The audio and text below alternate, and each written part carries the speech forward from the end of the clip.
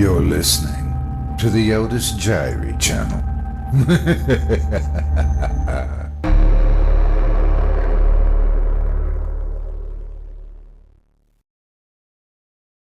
Top 5 True Scary Stories by Matt Miller.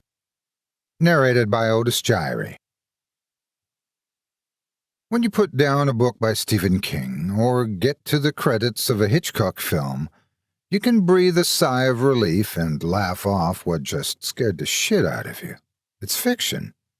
But true horror stories, ones legitimized by respected news organizations, are harder to disconnect from. They happened, and could happen to anyone. Suddenly, we're not safe. The real world is more terrifying than anything we can make up.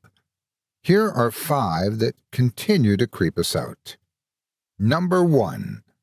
The Death of Eliza Lamb. Eliza Lamb was last seen on January 31, 2013, in the lobby of the Cecil Hotel in downtown Los Angeles. She was vacationing through the West Coast, documenting the trip on her blog and checking in with her parents every day. On January 31st, those calls stopped. Lamb had vanished. Soon the police were involved and her parents arrived to help with the search. They had nothing. That February, LAPD released elevator surveillance footage of Lamb before her disappearance. The footage shows Lamb behaving strangely in the elevator, appearing to talk with invisible people, peering around the corner of the door, crouching in the corner, and opening and closing the door. But what is exactly going on in this video raises more questions than answers. Theories range from psychotic episodes to demonic possession to unknown assailants just out of the camera's view.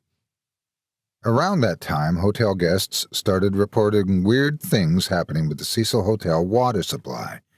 As CNN reports, "The shower was awful," said Sabina Baugh, who spent 8 days there during the investigation. "When you turned the tap on, the water was coming black first for 2 seconds, and then it was going back to normal.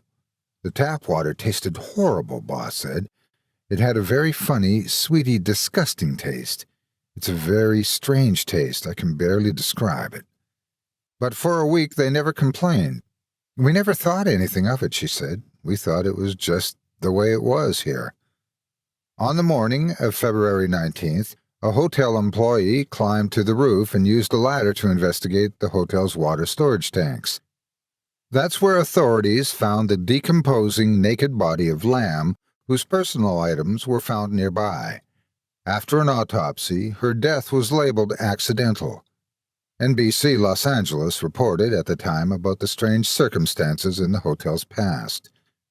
The tank has a metal latch that can be opened, but authorities said access to the roof is secured with an alarm and lock.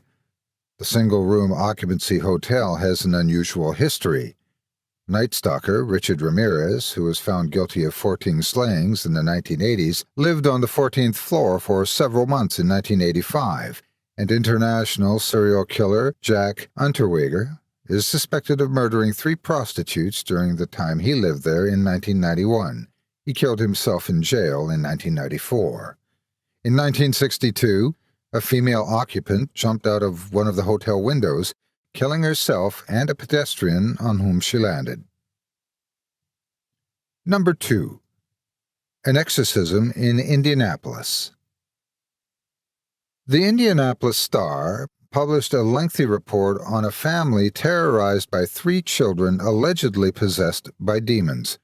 The account of Latoya Ammons and her family tells disturbing stories of children climbing up the walls, getting thrown across rooms, and children threatening doctors in deep, unnatural voices.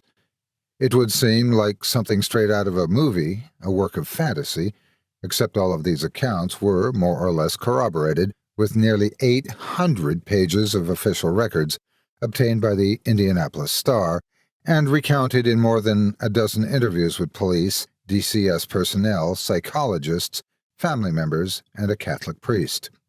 One of the more chilling sections of the report includes a segment about a possessed 9-year-old. According to Washington's original DCS report, an account corroborated by Walker, the nurse, the 9-year-old had a weird grin and walked backwards up a wall to the ceiling. He then flipped over Campbell, landing on his feet. He never let go of his grandmother's hand. Another segment of the piece reads, the 12-year-old would later tell mental health professionals that she sometimes felt as if she were being choked and held down so she couldn't speak or move. She said she heard a voice say she'd never see her family again and wouldn't live another 20 minutes. Number 3. Utah murder-suicide. In September of 2014, a Utah teen returned to his home to find his parents and 3 siblings dead. In a notebook, a to-do list had been scribbled on the pages. The list looked as if the parents were readying to go on vacation. Items such as feed the pets and find someone to watch after the house were written. The Salt Lake Tribune reported, it appeared to be a murder-suicide, but there was no suicide note, no prior indication that they would do this, no explanation.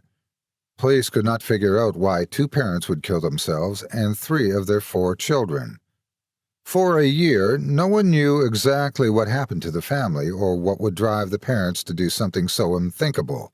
In January, police released more chilling details in the case.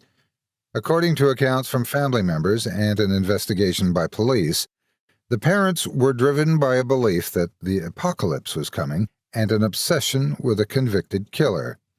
As the Washington Post reported, friends and family told police that the parents were worried about the evil in the world and wanted to escape a pending apocalypse.